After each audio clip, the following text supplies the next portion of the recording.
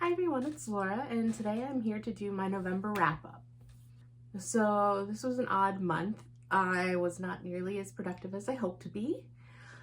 I admit, towards the beginning of the month, I was a little upset based on current events. So I kind of stayed away from reading for a few days, watched some happy movies to get my head in a better headspace. And then towards the end of the month, I have my birthday, I had Thanksgiving, I had my dad's birthday, so I didn't get as much reading done as I had hoped. I'm still very pleased overall with what I managed to accomplish, but I felt a desire to read, but I didn't get as much done as I had hoped I would. I just had a hard time finding the time. I started off the month with My Roommate is a Vampire, and overall, it was okay. I liked the premise more than the execution. I gave it a 3. I will be unhauling it. I was hesitant at first whether or not I wanted to keep it on my bookshelves, but I don't foresee myself rereading it. I would be up for reading something similar in the future, just this book wasn't what I hoped it would be, and I just figured I would pass it along and hope someone else enjoys it more. Then there's Blood Over Brighthaven, which I was eagerly anticipating. And this was one of the odd situations where I've heard a lot of good things about this author with the Sword of Kaigen, which I also want to read at some point. And then so many people saying this was really good. Now the problem with hearing so many people speak so highly of this book is that it can be overhyped, and maybe it won't do the same for you as it did for them. So I tried my best to go in as objectively as I could, but when I was so eager to read it, that's kind of hard. I'm not a robot. I can't be fully objective. So I did really enjoy this. It was a lot more complex for a standalone 400 some odd page book than I anticipated it would be, talking about strong themes of religion and misogyny, the patriarchy, and society and racism, and also having the magical elements. The magical element was a little hard for me to grasp at first, but I did find it a little hard at first for 60 pages or so, but then after that I was fully in it and I devoured this book. So while I say that, it wasn't quite a 5-star for me because I did think about it a lot afterwards. I do hope to reread it again at some point and see what I can pick up from the very start, now knowing how everything plays out in the book. But it didn't give me that 5-star all-time. I know some people joke about having 6-star books as like all-time favorites, but I'm not doing it. I'm trying to keep it on a 5-star scale. So I gave this a 4.5. Maybe with time, I'll bump it up to a 4.75. It didn't feel like a 5-star to me at this point, but I still really liked it. Then the first Emily Henry book that I've ever read. The only one so far that really sounded interesting to me. The only other one that sounds vaguely interesting to me is Happy Place, I believe, which I might give a shot at some point. But I bought this at the used bookstore. It was there. It was, I think, one of the only Emily Henry books, so I guess the people who buy the books aren't giving them up easily. So it just seemed like a sign. I bought it. I really liked the story of Miles and Daphne, and I gave this a 4.25. I did get a little frustrated, as usual, with kind of the third act conflict, and then the situation with Miles and Daphne being broke up with their fiance and girlfriend, and then them living together. The way that they saw Peter and Petra, their exes, and still considered them kind of nice and treated them in a pleasant manner. I know on one hand that's kind of the adult way to handle a situation, but at the same time, I mean, part of me loves seeing the villains of the story kind of getting their comeuppance, and so it wasn't nearly as satisfying seeing their thoughts and feelings on their exes. So it wasn't amazing, but I still really enjoyed it, and I will be more than happy to give future Emily Henry books a read if the plot sounds interesting to me. Then I read The Blackbird Oracle, which is part of the All Souls series. It was the All Souls trilogy. I guess it's now the All Souls series. It follows Diana Bishop and Matthew Claremont, a witch and a vampire in a magical world. And it was all wrapped up nicely in a trilogy.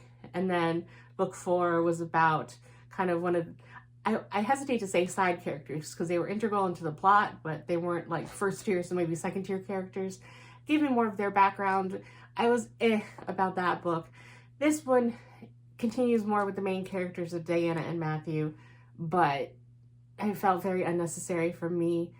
And it surprises me how indifferent I am to this whole thing, but it expanded the magical lore more. You learn more about Diana's paternal family, which was not talked about in great detail. In the trilogy, it was more about her maternal line. And I gave it a 3.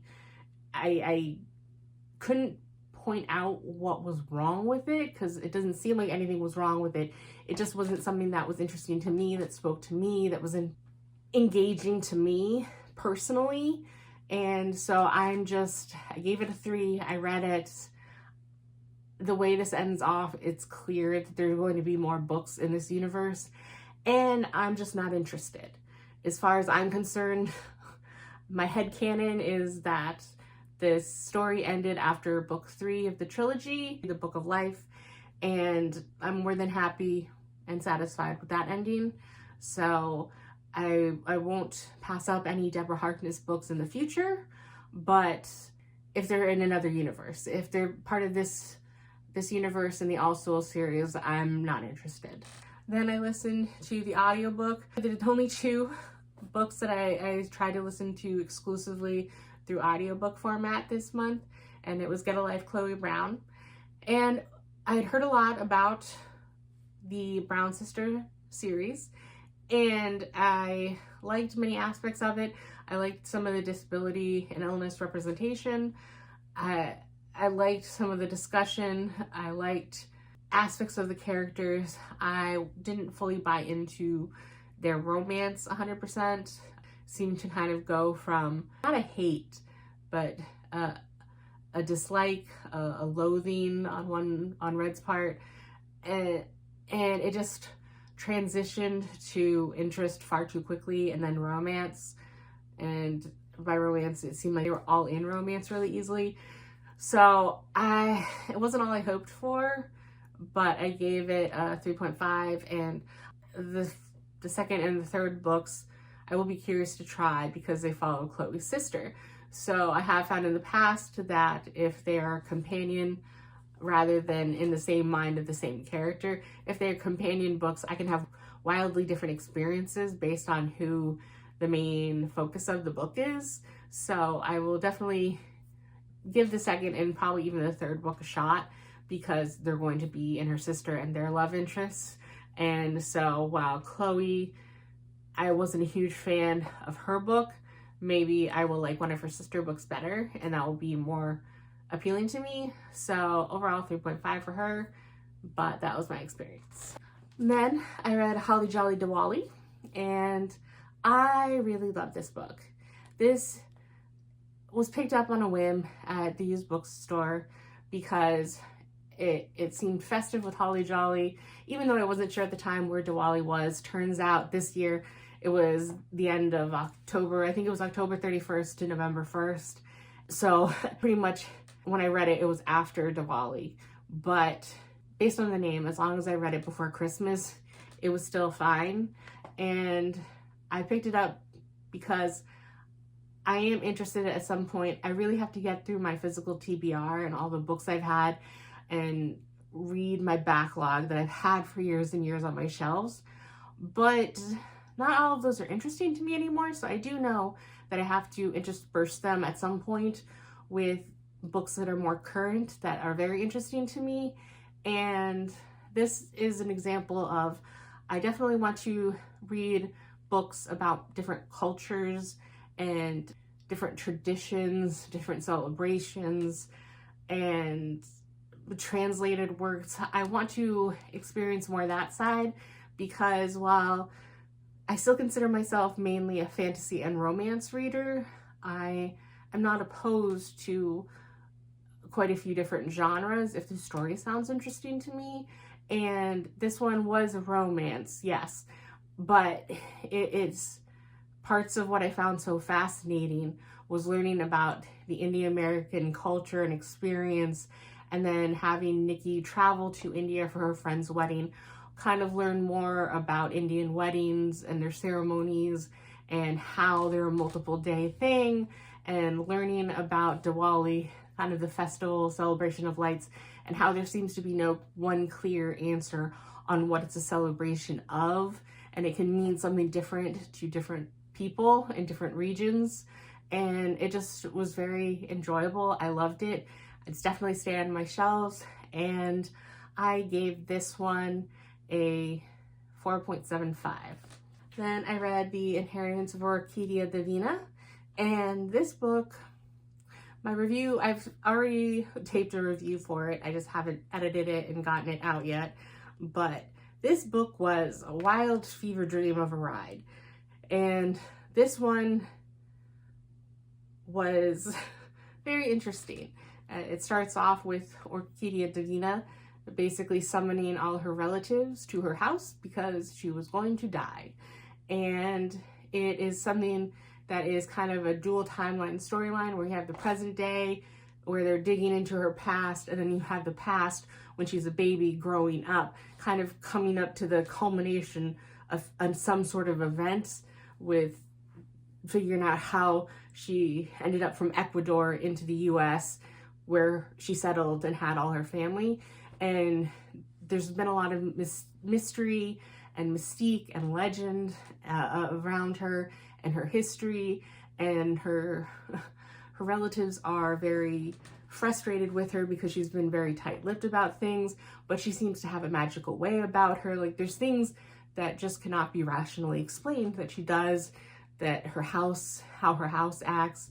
I mean, they have a chicken that should be dead 10 times over, but it's still kicking. And they joke that it's like a cat that has 9 lives, but it's a chicken.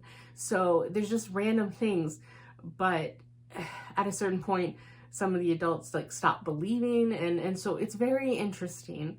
And it I definitely, again, I would like to reread this at some point to kind of go back, and now that I know how everything ends at the end of the book, go back and read the beginning, knowing what I know now.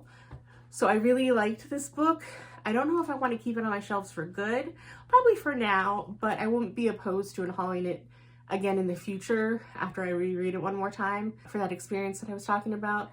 But for now, I think I want to keep it on my shelves, but it would be something that I'd be willing to get rid of if something better came along. Overall, I gave this a 4. Then there's Coven, which I picked up because it sounded very interesting.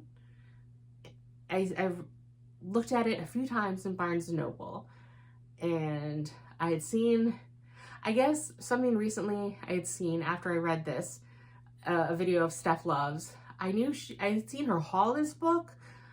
I hadn't seen a vlog of her reading the book. And so I just was like, yeah, I've been looking at it at Barnes & Noble. It sounds interesting when I read the blurb. And then it was at the used bookstore. So I picked it up. It seemed interesting. It was not at all what I expected. I have also already filmed a review for this, and it kind of turns into a rant review, because if I had read further than the blurb and just continued flipping the page and read the trigger warnings, I would not have bought this book. It is not for me, and I knew that based on the trigger warnings. It's not something that personally triggered me, but based on the trigger warnings, I guess I'll read them here as well as my review, just to save anyone else who might have been duped by the blurb of this. But the trigger warnings are that it's a dark paranormal romance. The male lead is pushy, domineering, manipulative. He goes beyond typically gray anti-hero, and he is an actual villain who gets his happily ever after.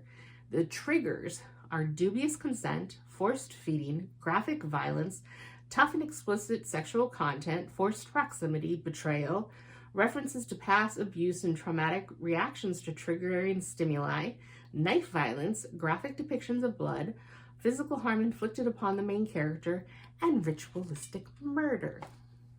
Not my type of book. But it is short.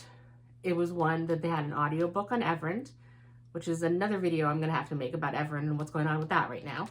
But I listened to it in tandem. I kept increasing the speed because this was one of those where I hated the romance, I hated the characters, but I was intrigued by the plot and what the plot was doing.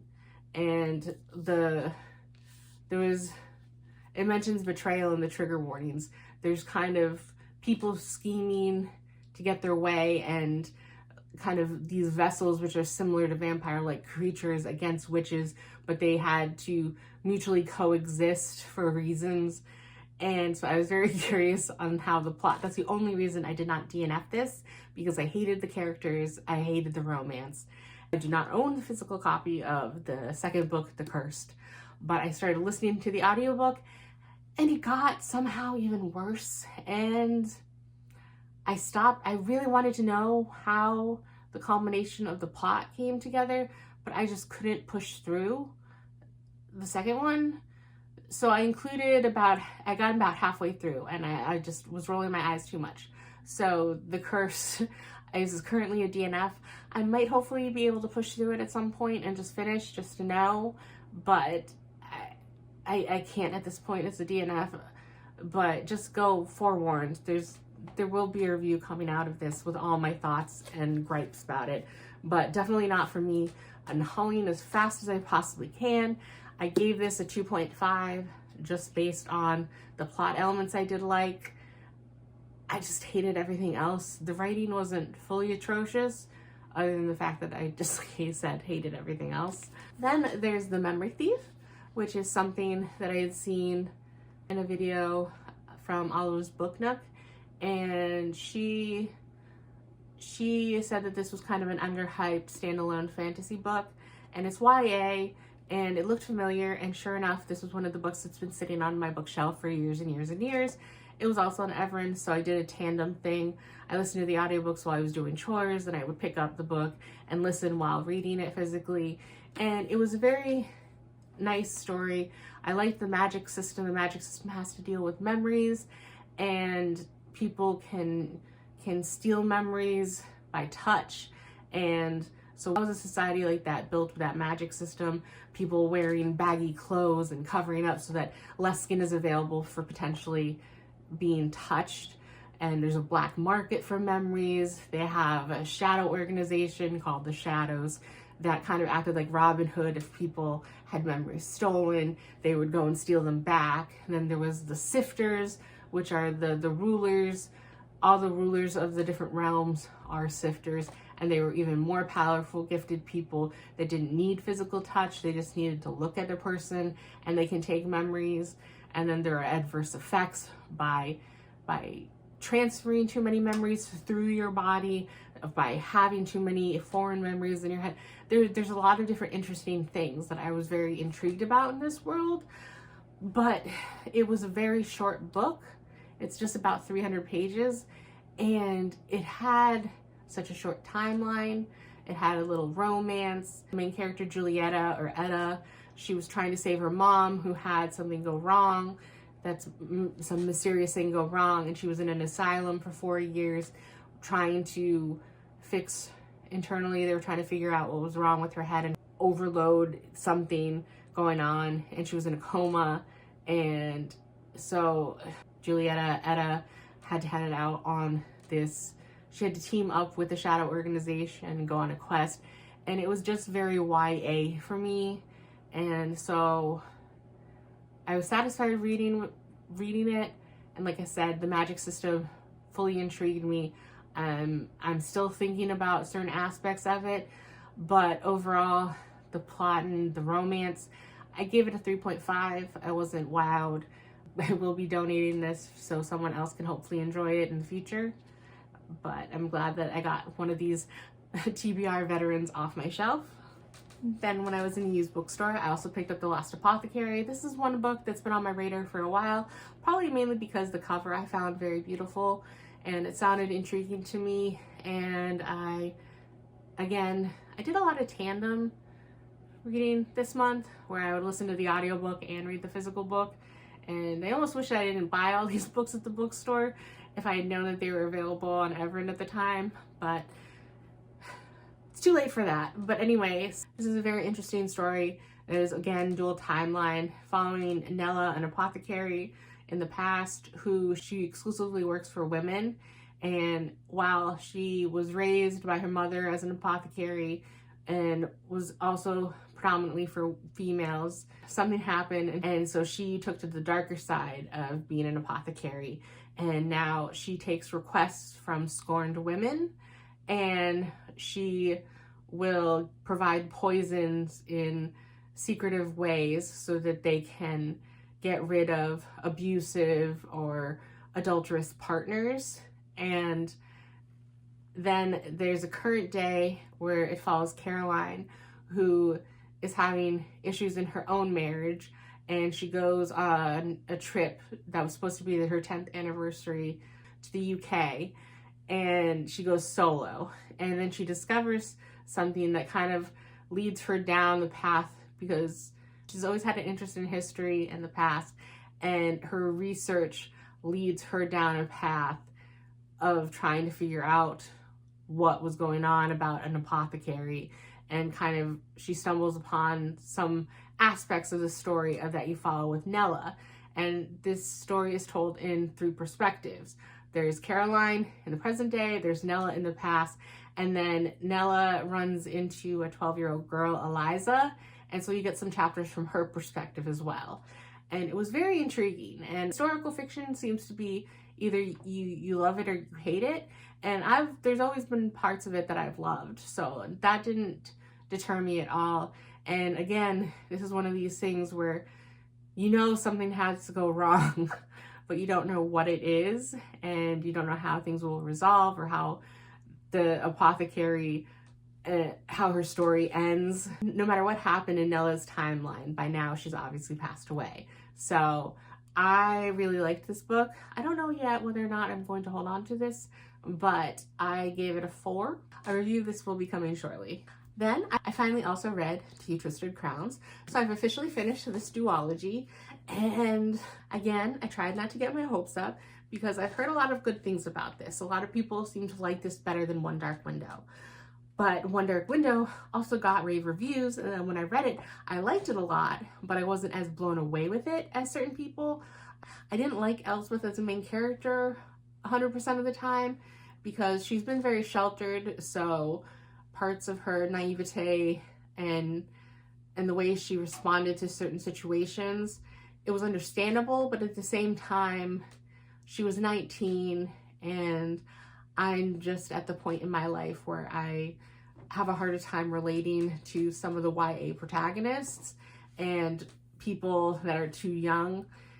But I still really enjoyed One Dark Window, and I had heard some people saying that this book was even better. But based on my thoughts of One Dark Window, I was trying to go into this cautiously optimistic, but not letting myself buy into the hype. And there's not much I can say about the plot, and I'm not going to waste it in a wrap-up video. I will get a review out for this soon, but I love this book. This book was great. It was everything I hoped a sequel would be. It answered a lot of questions. It was intriguing, and it was one of those stories that I felt like I hit the ground running and I never stopped. It was very intriguing. It kept me eager to keep reading. The chapters were incredibly short in some instances. You got chapters from Elm from the first book, and seeing things from his point of view was very interesting. And just learning more about the lore of this world, it was great. I loved it. I gave this a 5. So there were 1 or 2 things that annoyed me, but overall, still a great book. 5-star read, definitely. I am so happy that I finished this and that it was satisfying, and I like this book a lot. And then the final book that I managed to finish this month was The Tainted Cup, which I'd also, much like Blood Over Brighthaven, I've heard so much about this book. So many people liked it. I even went out of my way to order this copy from the Broken Binding because the other version that I've seen in Barnes & Noble and stuff, which I will insert here, while it's not an ugly copy, it's not the prettiest book in the world, at least to my personal taste. And if this book was as good as I hoped it would be, and it would be on my shelf, I wanted a pretty copy. And so this is a very pretty copy that I liked. So I was super excited. I had a little trouble getting it to me. It was the only time I've had an issue with Broken Binding, but they were super helpful. So I still, 10 out of 10, love them. We'll order from them again. But it was frustrating that it took so long to get to me when I was so eager for it. But this book, I was told, is kind of like a Sherlock Holmes murder mystery in a fantasy world. And that's exactly what it delivered. And I was a little surprised though, because the Watson character, he wasn't as mature or as seasoned as I would have expected from kind of the sidekick Watson character. He was a 20-year-old. He's kind of had a hard time of it and finding his little niche and everything. And then the lady who was his Sherlock, she was hilarious.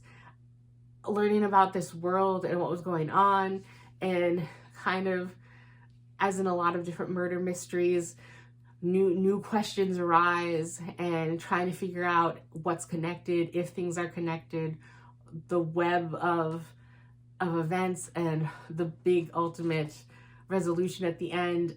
I was sucked in, and I read this in one day.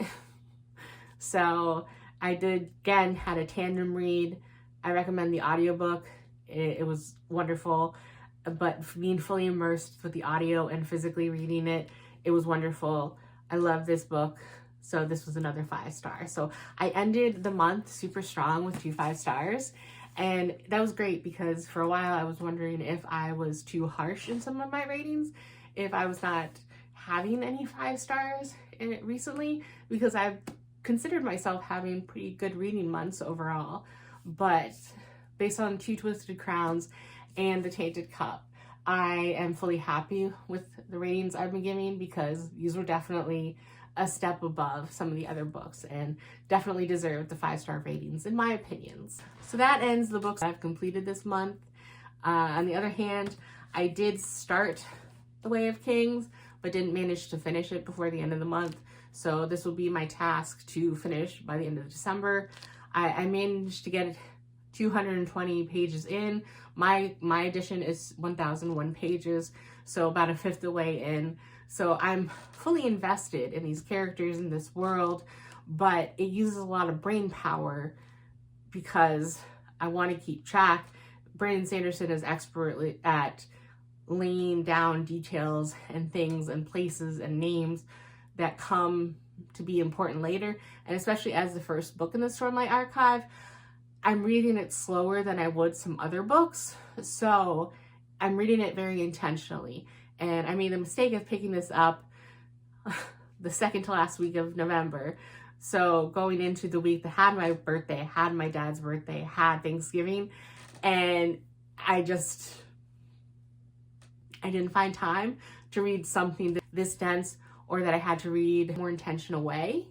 So I did switch and read Two Twisted Crowns and The Tainted Cup. And I will continue this now going forward, because now to Christmas, I don't have a lot of things going on. I do have some PTO at my work that I had to use it before the end of the year. So I hopefully will continue to work on my ambitious end of year TBR. And this and The Will of Many are the 2 chunky ones. And then I have some easier reads that I should have no problem getting through.